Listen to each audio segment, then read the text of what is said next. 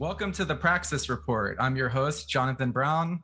And I'm your co-host, William Barth. And today we have a very special episode because in honor of this week being Passover, we're going to discuss the politics of the Passover Seder. Both William and I come from a Jewish background, and so we thought it would be a fun idea to discuss the implications of Passover for current day political situations. Do you have anything to add about your ideas on Passover, Will, before we go into it? I think you make a good point, John, that our backgrounds help inform our politics. And there's no question that coming from the background we respectively came from, and I hope I'm not assuming anything, but I mean, the background we came from, ethnic, religious, Jewish American community, it really informed our sort of outlook on life. It really, I think, gave us a sort of liberal or progressive or perspective on politics. And Right. Hopefully we'll get into that a little bit.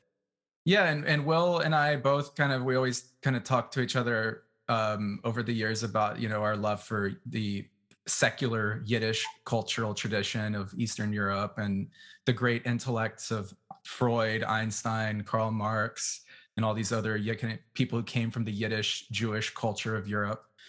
So another thing we've also talked about is this idea of socialism and blending the political and economic and material view of socialism with a cultural dimension. So in the People's Republic of China, they always talk about socialism with Chinese characteristics.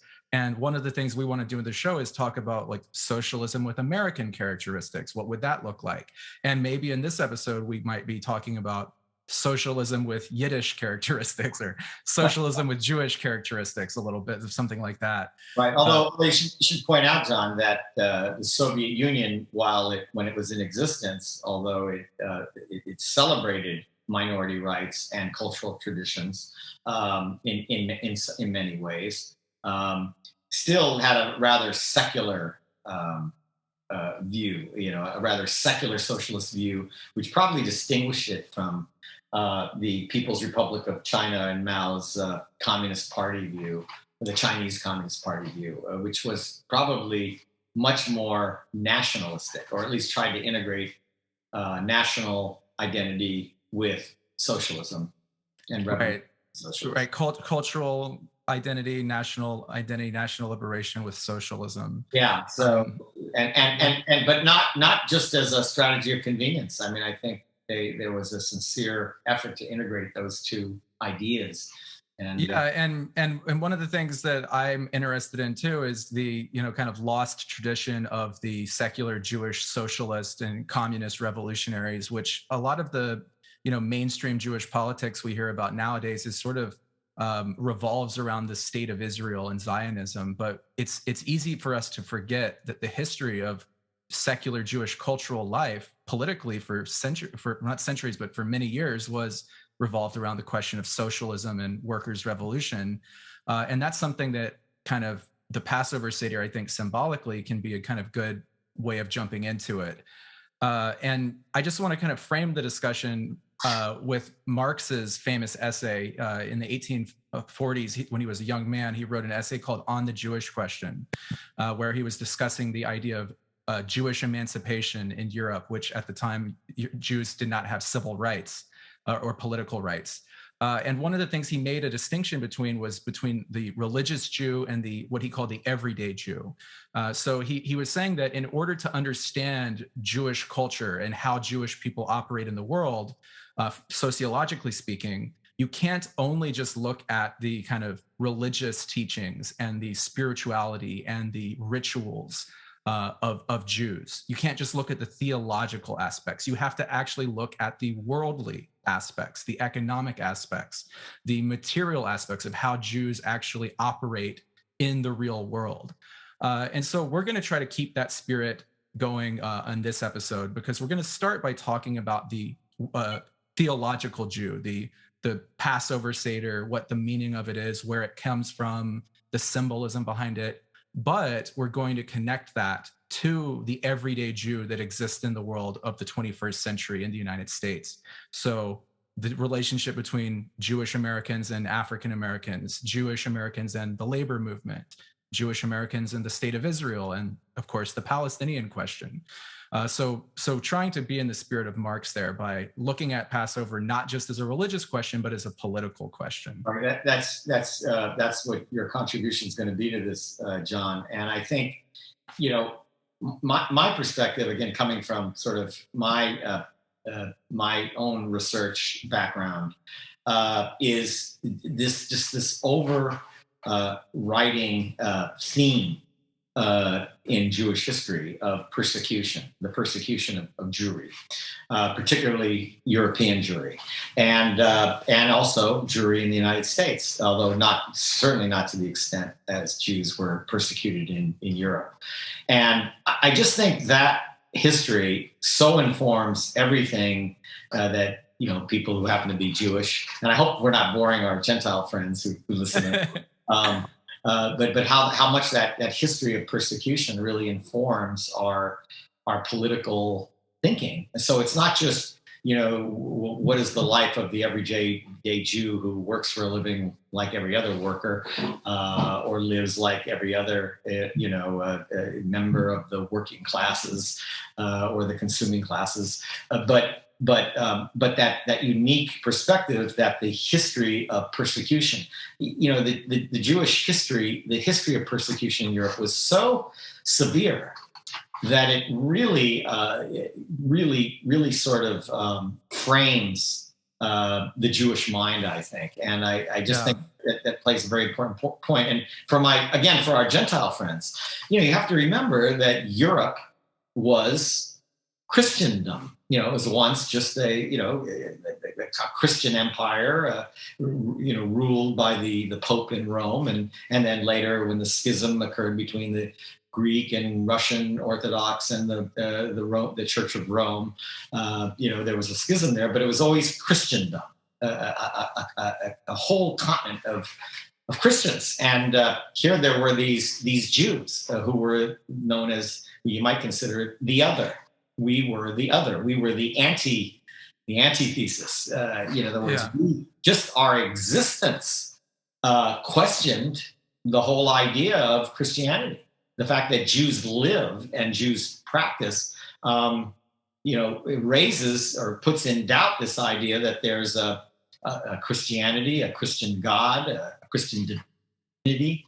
And again, I don't want to be offensive at all to any of my Gentile friends, but again, the Jews' very existence questions the legitimacy of Christian theology, and that theme is the basis of anti-Semitism throughout the 20th century and the 19th and 20th centuries, and that history of persecution informed how Jews thought about the world and lived the lives they lived, and it created, though, as people who are persecuted often do, incredible cultural contributions, like a Karl Marx or a Sigmund Freud or Albert Einstein, who, by the way, was offered the seat as the president of Israel and turned it down because of his philosophical and ideological commitment to liberation, because he couldn't see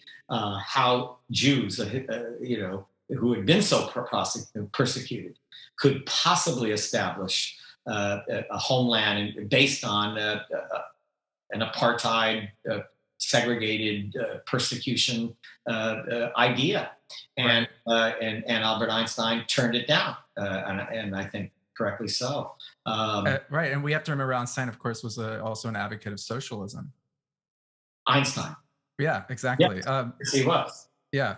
Well, that's a very great point, because getting in, kind of bringing it to the Passover Seder, the kind of origin story, again, for our Gentile friends or listeners, which, and of course, Gentile means non-Jew. Non-Jewish, by the way. Yeah. Thanks. So the story of Passover, of course, is a retelling of the origin myth of the Jews, right? So at the time of antiquity, when you had these great empires like the ancient Romans and Greeks and Egyptians and Babylonians, the story of where the Jews came from, of course, was that they were a slave people who were enslaved by the Egyptians, by the Egyptian kingdom. And of course, Moses was the one who liberated the Jewish people from slavery by rebelling against the Pharaoh or the king of Egypt and liberating all of the Jewish people into freedom. So the Passover Seder, again, it goes directly to what you're talking about, Will, with the persecution of Jews, is that the origin myth of Jewry itself comes from a story not of Jews were this great, powerful empire, but the myth is that the Jews were an enslaved people, an oppressed class. And that's something that has been deeply rooted throughout all of Jewish history, is this theme of oppression and liberation. That's correct. And we might add, just to trace just briefly the history of Jewry in Europe included the Spanish Inquisition, Right. the pogroms of Poland and Russia, and then the culminated in the German Nazi Holocaust of 6 million European Jews, or Jewish Europeans, I'd say, but European Jewry. Right. In addition to another oppressed minority, which I should mention because I've done that part of my research is on the Roma peoples, but we don't know exactly how many Roma perished in the Nazi genocide. By the way, the Roma genocide is called the Devouring, and it's an interesting name. Like their whole peoples were devoured by the Nazis. Right. As many as 500,000 Roma were killed in the Nazi genocide of the Roma. And I might point out that the other highly persecuted group of European history is the Roma. And they also went through periods of slavery, Roma, and all sorts of other incredible forms of persecution, culminating in the Holocaust as well. But the difference is, much of Europe and the world has since recognized the persecution of Jewry in Europe and actually apologized and made reparations that continue through the current day to the victims of the Nazi Holocaust. This has not happened for the Roma. Germany has not formally apologized or made reparations to the Roma peoples.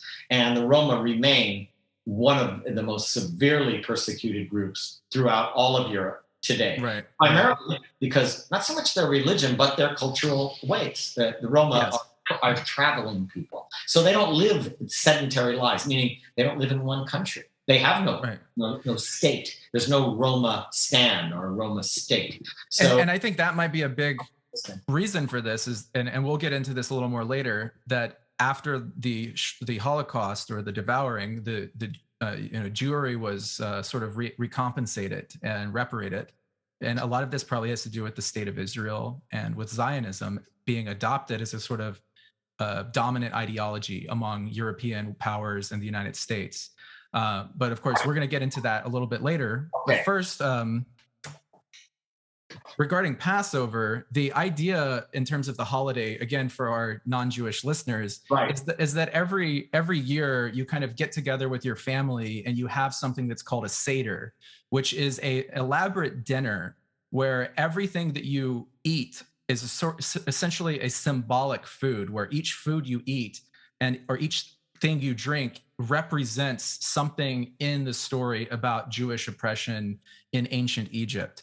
And you read from a book called a Haggadah, which is a telling of the story. And what's interesting about Haggadahs is that there are a million different ones. Like a lot of people, each family kind of has their own one, and in the 19th and 20th century, it kind of became popular that a lot of radical and revolutionary groups would create different versions.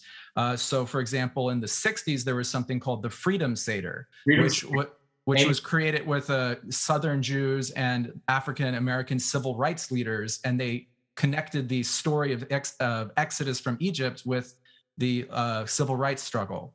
There's gay rights struggles, LGBT ones that are in the Passover Haggadah. There's socialist, communist seders that were done in Eastern Europe. And so it's kind of a tradition that really lends itself not just to a purely religious teaching, but the kind of idea is you connect that to a sort of what's going on in the world today and connect the ancient story about the Egyptians to present day oppressions that are taking place. Right. And, I think this will lead us on in our discussion today towards the almost natural convergence between the Jewish and Black struggles against persecution, and why Jewry became so involved in the American civil rights movement, because we had this tradition of slavery, but it's an ancient slavery.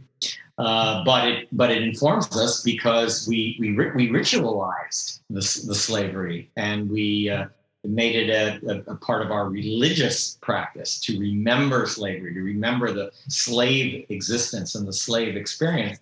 So it was only natural that when Jews migrated primarily from Central and Eastern Europe to places like New York City and the United States, that they would have an affinity to the struggle of African Americans for equality because of a shared experience. Of course, the Jewish slavery was an ancient slavery, but still a common experience, a common sort of experience with African Americans. And as a result, Jews were extremely involved in the civil rights movement, and actually the founding of the civil rights movement. So you had rabbis like Stephen Weiss, and I don't mean Stephen Weiss in Los Angeles. There's a big temple. Yeah, right. Stephen Weiss Temple. Not that Stephen Weiss, but a Rabbi Stephen Weiss around the early 20th century, early 1900s, helped found and start, along with W.E.B. Du Bois and other Black leaders, of course, helped found and establish the NAACP, which is still today, in the current day, probably the lead civil rights organization in the United States. Yeah, and that goes with the, and just to bring something, like there's also like that famous quote that is said in Passover that, you shall not oppress a stranger who lives among you, because you have to remember you were once a slave when you lived in Egypt. And so there's a sort of expression that you don't just take this Passover story and make it parochial and just say this is only about the Jews and it's not about anybody else. But there is a desire in the story. There's quotes that says you should take this as a kind of universal telling of liberation.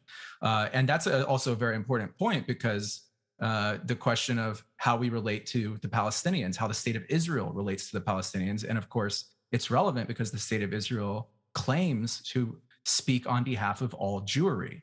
And yet it engages in sort of practices that are antithetical to the sort of meaning of these kind of teachings and the values that we all kind of learn every year during Passover.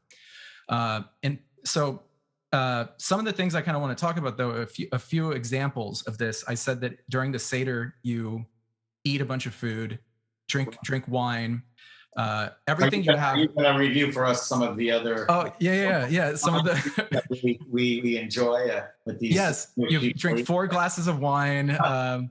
But all these things are symbolic. So everything you eat you're telling a story what this represents. So the first thing is the matzah, which is a flat, dry bread, an unleavened bread, and that represents Jews fleeing for their lives from Egypt to try to escape. They ran away so fast that the bread didn't have time to rise and become fluffy. Right. So you just eat all this dry blood. This is an important point for our listeners, because Jews cannot eat bread throughout the whole Passover holiday, which is a 7-day holiday. So, and all my Gentile friends would say, well, why can't you eat any bread? What's the problem here? Can't you eat a bologna sandwich or something? No, you don't understand. We didn't have time to break the bread. We were fleeing from the Pharaoh. We were enslaved. We were fleeing, literally fleeing for our lives away from the Pharaoh to try to get free from slavery. And we didn't have time to bake bread. Bread, it has qualities to it that cause it to rise up, but you got to bake it slowly. We didn't have Yeah. time. So Right. we couldn't. It was unleavened bread. In other words, it was bread that did not rise. So as to remember our fleeing from slavery, we have to eat this cracker like bread called matzah, and Yeah. and it's a nice. Actually, it tastes pretty good. I Yeah. think. A little, And there's a lot of things like that. So there's also you eat bitter herbs, which is supposed to remind you of the bitterness of being enslaved. You dip vegetables in salt water to remind you salt water like tears that the ancient Israelites were crying during the slavery period. There's also a sort of sweet tasting kind of brownish mixture called charoset, which is supposed to be representative of bricks and mortar that, of course, the slaves were building these great structures for the Egyptians. So uh, that is also symbolic. And of course, another thing that's kind of important is you drink the 4 glasses of wine, but there's a ritual where you have 10 plagues. So the Egyptians had 10 plagues on them. And as you drink the wine, you're supposed to take out 10 drops of wine from your glass to kind of show that even people that are oppressing you shouldn't feel, you know, good about them suffering. You should dip some of your wine out and lose your wine to let you. And I think that's kind of an important thing, that it's even you're not supposed to rejoice in the suffering among others, even among people who you are being oppressed by.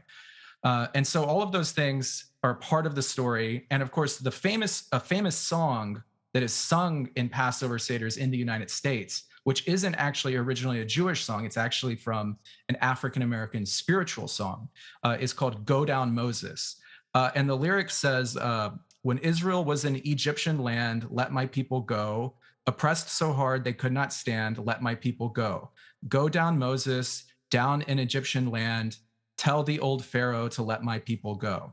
And that is a very classic song that most American Jews, I would imagine, sing at Passover Seder. and, But its origin is the African American spiritual tradition under slavery. right. Just chills go up my spine as you say those words, John, because I think of the African American spiritual, the gospel spiritual, which not only is just beautiful to listen to, but just provided the basis for the whole Black African American liberation movement, and just tore down the tyranny of lawful segregation in the United States, slavery and lawful segregation, and they did it with the power of that spiritual sort of that spiritual motivation, that spiritual basis. It really it was so powerful in the face of the persecution that African Americans suffered.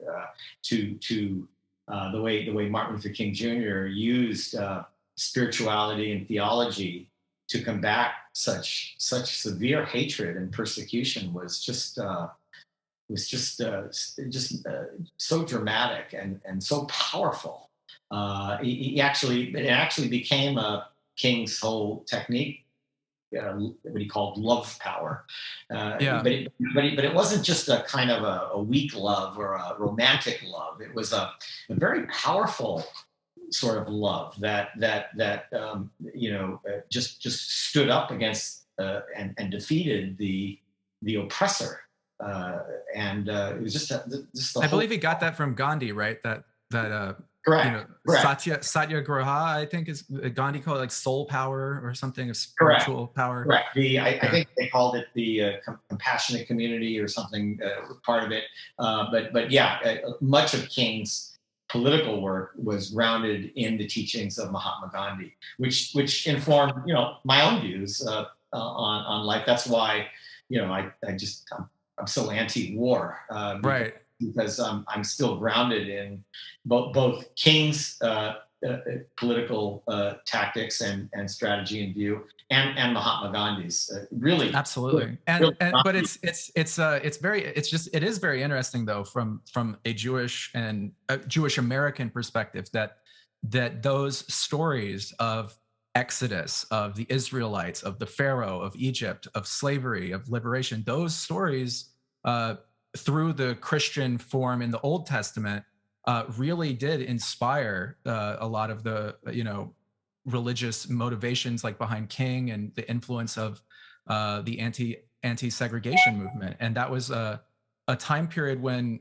a lot of people call that kind of like the golden age of solidarity between American Jewry and African Americans. Correct. And I believe since that time, the sort of so-called relationship between Jews and African Americans has sort of kind of had more of a schism into the more contemporary period. And we can kind of get into some of the reasons why we think that happened. But I think for me, a lot of it probably has to do with one thing might be the assimilation of American Jews who, as you pointed out, Will, began as an immigrant group in America, which were excluded, and then by the end of the 20th century had become more suburbanized as kind of typical white American lifestyle.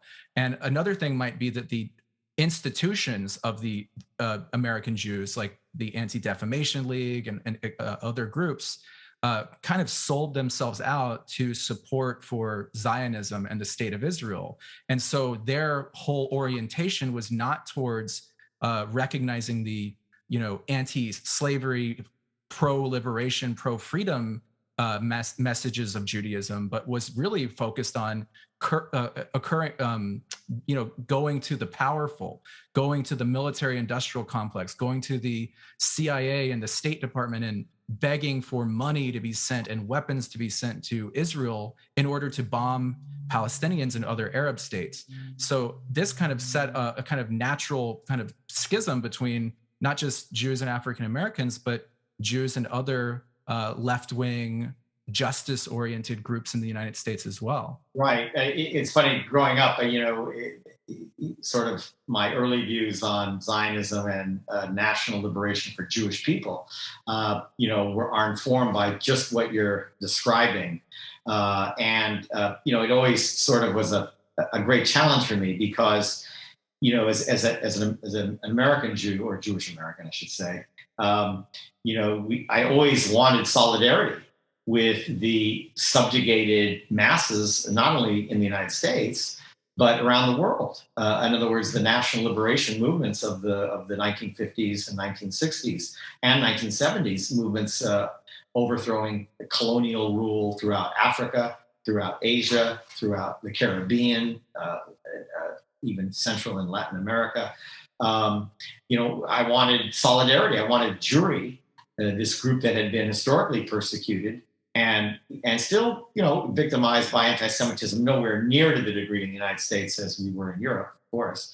In fact, Jews have been, prospered in the United States. But I wanted the Jewish community so much to be in solidarity with all of these movements. And sadly, the movement of Zionism just did not have the same sort of political and philosophical base that other national liberation movements, including Pan-Africanism and Black nationalism and Black power for African Americans. It just had a completely different focus. In part, there was some convergence because the idea of Zionism, in part, is to provide a national identity or a homeland or a state for people who are Jewish. But the problem is that, unlike other national liberation movements, Jews were stateless. So we went through this, and we'll get on. You'll be a better spokesman about this than I would. But I think you're doing just fine. but Jews had to sort of create a sort of artificial homeland, although there's some biblical connection to Palestine, Israel. They're really So that's a good point. So we should So what we should mention is there's a famous saying, another famous quote in Passover Seders, where you say at the end, you say next year in Jerusalem, and that I wanted to bring that point up because it has been misinterpreted and I think co-opted by Zionism to kind of be a call for Jews to literally pack up and go to Jerusalem and colonize and conquer the land.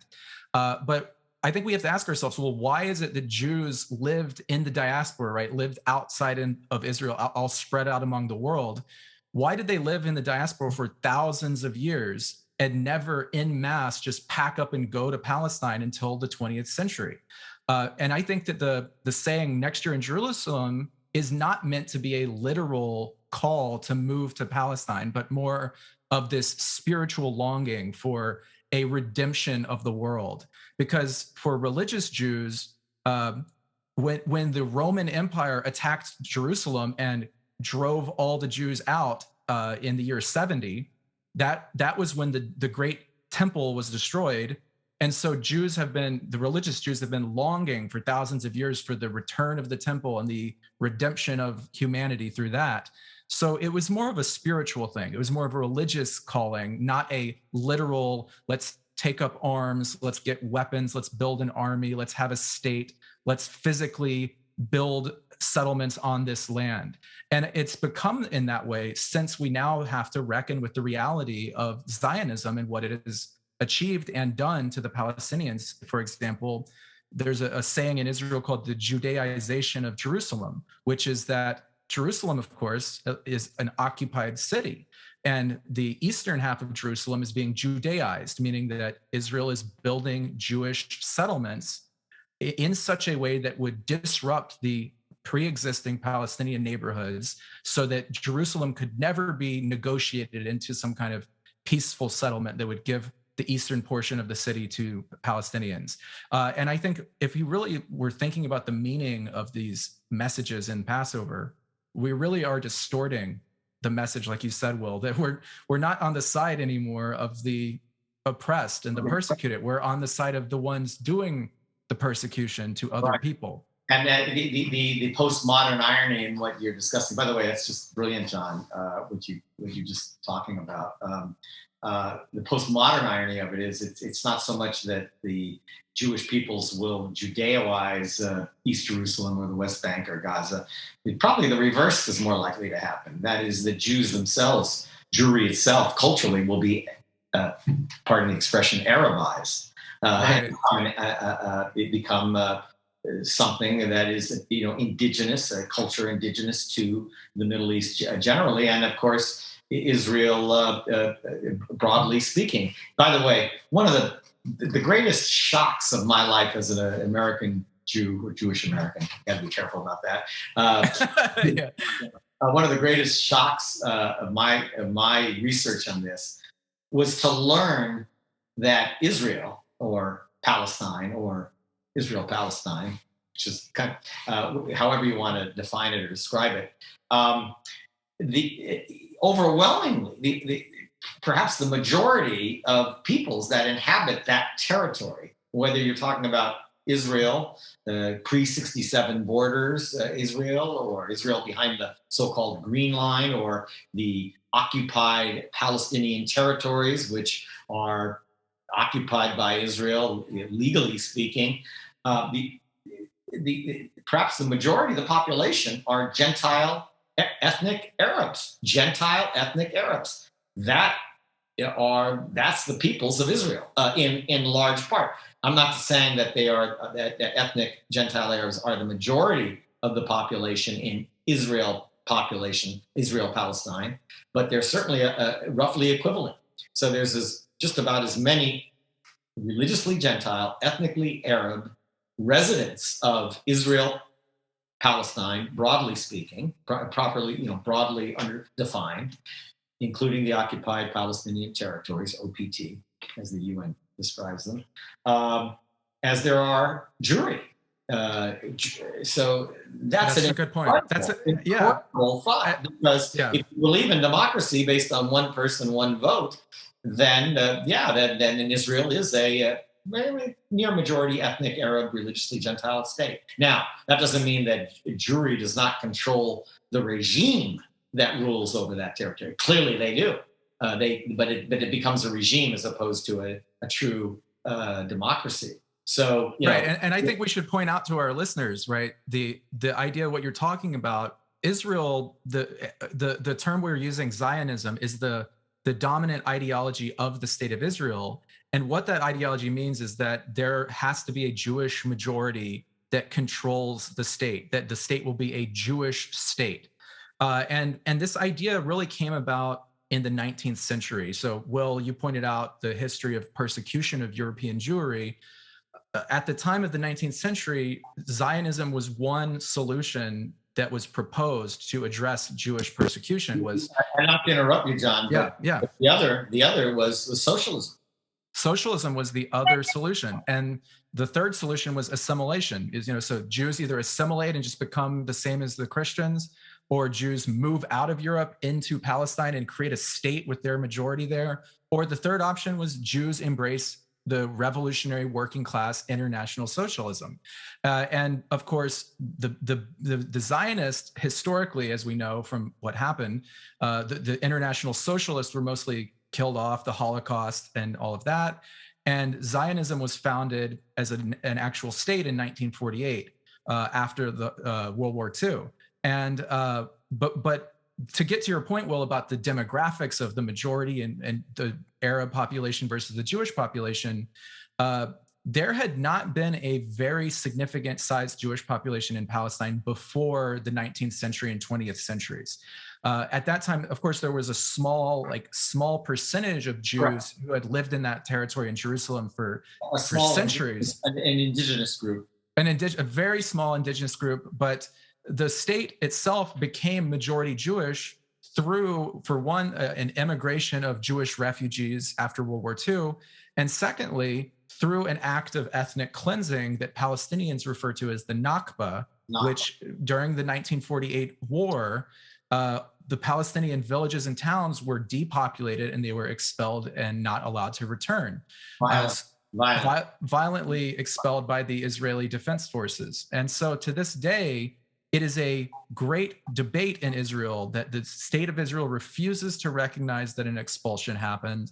And their argument from Israeli politicians is that Palestinians' very existence constitutes what they call a demographic threat to the survival of the Jewish state. Because again, like I said, their goal is to maintain a Jewish ethnic majority. And as Will pointed out, if the population is about majority or equally distributed among Palestinians and Jews, the only way you can maintain a Jewish ethnic majority is through forcibly evicting Palestinians or just denying them citizenship and ruling over them as a subjected people, which is what they're currently doing. What's taking place today?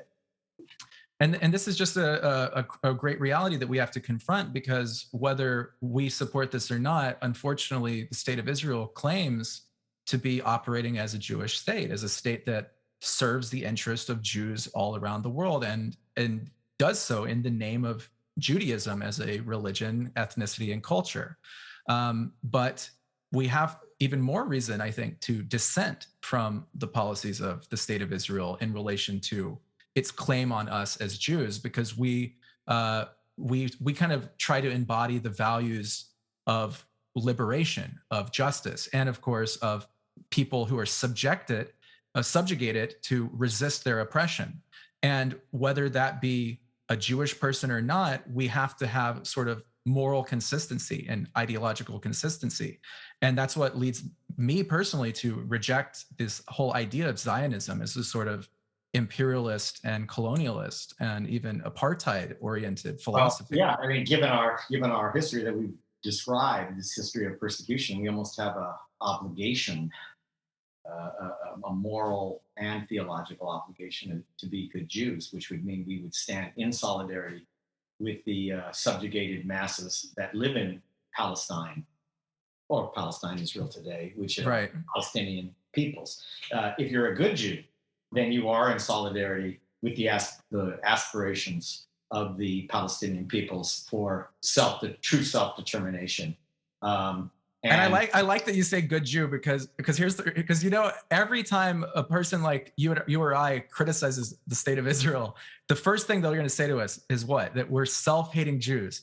So I like that you're twisting it upside down and saying, no, we're the good Jews, because how can you look at it in any other way? By the way, we should add that, fortunately, we live in the modern world, and minority groups and their rights and their ability to self-determine their future. Really, the world has really evolved. Law has evolved. Institutions have evolved, and oppressed and subjugated peoples throughout the world now have, far greater remedies available to them to achieve their self-determination and their liberation. And that applies to Palestine and Israel. there is no reason why the Jewish, peoples in Israel and the Palestinian peoples in Israel cannot live together in a united kingdom, in a Middle East commonwealth, each in their autonomous countries or states, but under a singular state, a commonwealth, a singular commonwealth in which two nations, two peoples, one state, two nations, one state can live and coexist together and continue to have self-determination, continue to practice their languages, whether it be Arabic or Hebrew. Sadly, Israel has not made Yiddish an official language. That's a whole other subject in itself. Yeah. That just breaks my heart to think that the so-called Jewish state would basically ban or not recognize the Jewish language of the Jewish peoples throughout the 20th, 19th, and 20th centuries in Europe, which is Yiddish. And Right. that Yiddish culture also was probably the key generator of Jewish cultural contributions to the planet Earth. Well, that's because Zionism kind of had this idea, they called it the negation of the diaspora. So they wanted to destroy the past of Jewish living in exile, and they looked at that as, Jews were persecuted, they were weak, they didn't defend themselves, so we have to create, they call this the new Jew, Jews now are strong, they're tough, they have an army, they fight, So they tried to level, if you will, the Jewish cultural heritage of Yiddish, which means not only Jewish intellectual traditions by Marx, Freud, and Einstein, but the Jewish music and literature. What about Jewish Yiddish comedy? I mean, we get the great comedic timing. The one. Right. I'll throw in a couple of those for our Gentile friends, but yes. So I mean, that's all from the Yiddish tradition. Well, Israel doesn't recognize it. They view it as a form of a way of the diasporic Jew who was without a state and wandering in the desert, and so we won't recognize that whole cultural tradition. What a horrible thing! What a horrible thing! And contrary to any human rights-based notion of cultural rights. Yeah, and I think I really love your point, Will, that instead of Israel Judaizing the West Bank and East Jerusalem, Israel needs to become an organic part of the Middle East and not see itself as this alien entity above them, but becomes integrated. And I think one thing we didn't really discuss enough is that not just the cultural aspect, but the class material relations there, which is Israel is bankrolled by the United States military industrial complex. And Israel functions as a vassal state or a client state of the US empire. And so everything Israel is doing, originally in the early 20th century, it was the British Empire. Now it's the US empire. So Israel, in a way, has kind of sold itself as, we're this, they like to say these phrases like, we're in a very bad neighborhood, but we're the only democracy in the Middle East. So that's why you have to support us. And it gives America a sort of endless supply of weapons manufacturing contractors, and gives the United States a sort of regime that dominates and bullies the rest of the Middle East. Right. And as Jews, it's something we should be mindful of, is that we should not serve the interest of the modern day Pharaoh, which would be the United States military industrial complex. Right. And the view you're expressing is Israel as the only democracy of the Middle East, or the sort of the client state or the beachhead for democracies in the Middle East, which is otherwise not a democratic place. That view is really a colonial view. And what we have to remember is that, prior to 1960, which is a relatively recent history, when President John Kennedy was elected president of the United States, prior to 1960, colonialism ruled much of the world. Now, what do I mean by colonialism? What is colonialism? Well, colonialism is ruled virtually by powerful European and states, what are popularly described by many authors as the white power states, France, Great Britain, other states throughout Europe, basically colonizing or taking over much of the world, taking over much of Asia, taking over much of all of Africa, as well as the Caribbean and central parts of Central and Latin America. So, that view you're expressing is a kind of a leftover from that era of colonialism. Now, colonialism, the system. I don't want to. We don't need to. Have a whole. We can have a whole show just on colonialism, but it's not a democratic system. It's not a liberal system.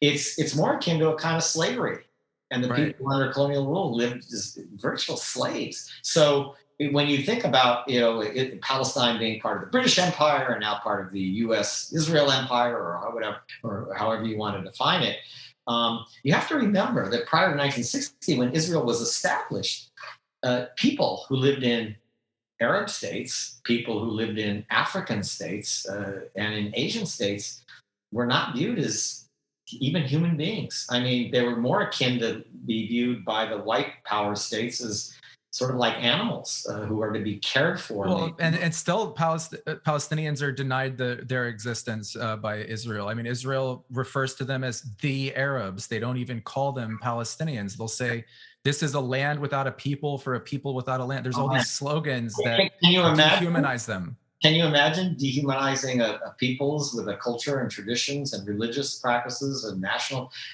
by just an ethnic, or I should say a racial identity? Right. Well, especially for Jews to do that after we had what we've experienced in the Holocaust and in Europe. You would be called a Jew boy. Yeah. I'd be called a Jew boy. I'm 67 years old. I'd still be called a Jew boy. I'd be subjugated. That's how I would be viewed, as my religious identity, not as a human being. Your yellow star. Yeah, like Martin Luther King would say, not by the content of our characters, but by our simple ethnic or racial characteristics or religious characteristics. Well, it's a very heartbreaking situation, but I think just to bring everything back full circle. So we kind of started out talking about Marx's distinction between the religious teachings of Judaism and the everyday material reality that Jews live in. And so what I think we should try to be mindful of when we have Passover this year and in future is the difference between that religious teaching, that Judaism is about freedom and liberation from slavery, and then on the material reality that Jews today, not all Jews, of course, but the state of Israel, which claims to speak for us, is violating those religious teachings by persecuting the Palestinians. So, Will, as you kind of said, to be Jewish today, to be good Jews, we kind of have to stand in solidarity with the Palestinian people as part of their liberation struggle against the state of Israel. I might add, also rekindle that historic tie with African Americans in the United States. That coalition, the Jewish American coalition and the African American coalition, is just such an important partnership that has to be revitalized. I think these are two groups that rise or fall together, and I still do. And especially when you see, something, today that something the United Nations is concerned with, which is the reemergence of Nazism. We're fighting a war today against the Russian Federation in Ukraine, backing a country that has an actual Nazi battalion integrated as a central part of its military, the Azov battalion. I don't mean to go off subject, but it's dramatic. No, that's what you would say in Yiddish, a shanda, an outrage, right? If my parents, which would be John, because you're generationally separated from me a bit, your grandparents, my parents, no way could Joe Biden get away with backing the Nazi Azov battalion in Ukraine. It couldn't happen. We couldn't be sending arms to the Ukraine. We wouldn't be allied with a Nazi militia. Period. Full stop.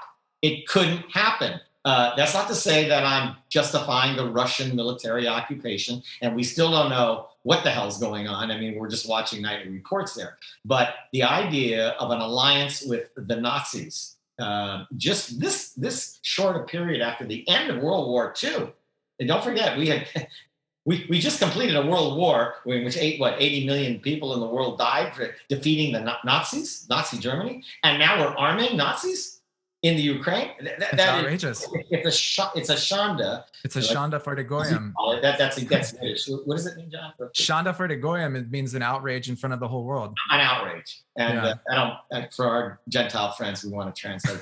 So, not that I speak that much Yiddish or anything. I know a few words here. It's You and me both, man. Unfortunately for second and third generation, American Jewry or Jewish Americans again, the language, what unlike other ethnic minority groups or religious groups, our language traditions were not passed down. So our Yiddish language, the Jewish language, was not passed down to my generation. They call it a dying language. By the way, I might add that Yiddish is a protected language, not in Israel, but in Europe. Both Romani and Yiddish are protected languages. And we should point out in Ukraine, the languages that are being banned include Russian and Yiddish as well. I didn't know Yiddish was banned there, but it does not surprise me because of the Nazi elements of the state. And also the Ukraine has an historic virulent anti-Semitism. Right. Which just makes one wonder why there's just so much romanticism with a line with the Ukraine, although right. Granted, granted, the Russian action is so dramatic that it's really hard to figure out what exactly is taking place day to day anymore. But anyway. Yeah, but we're living in a very the times we're living in. There's a resurgence of Nazism being armed by the United States. There's the state of Israel, which is carrying out brutal military occupation and apartheid regime. And so just for us as American Jews, we're trying to be revolutionary in our thinking and in our politics, and we're trying to keep that Yiddish secular cultural tradition alive, and we're trying to keep that flame burning. And that's what we hope to contribute to tonight with this little discussion here. We can also add for our African American brothers and sisters in solidarity. We're living in a time when where the NAACP is predicting soon 1 in 3 African American men are going to be incarcerated in the United States. This is just Martin Luther King Jr. would just shake his head in disbelief to think that after his movement that this is how things would end up. And also the conditions of our Palestinian brothers and sisters in living in Israel, Palestine, or Palestine, Israel. Sometimes I just call it Palestine. So I think maybe this year for Passover, instead of saying next year in Jerusalem, maybe we can say next year in Palestine. Or they're all Palestinians today. Yeah. Well, wishing you a happy Passover, William, and let's keep that flame alive, man. and to our listeners, to our listeners as well. Wish you a happy Passover, and let's remember all of our peoples. All peoples have been, and most peoples have been, subjugated in the past, and that should give us a sense of solidarity with all subjugated peoples. What did Martin Luther King say? Something like an injustice anywhere is an injustice everywhere. Exactly. Yeah, absolutely. So until no one's free until we're all free, and that's sort of the meaning of Passover, I think. Very well said. Well, I've been your host, Jonathan Brown, and I'm your co-host, William Barth. Thanks for listening. We'll see you guys next time. See you next time.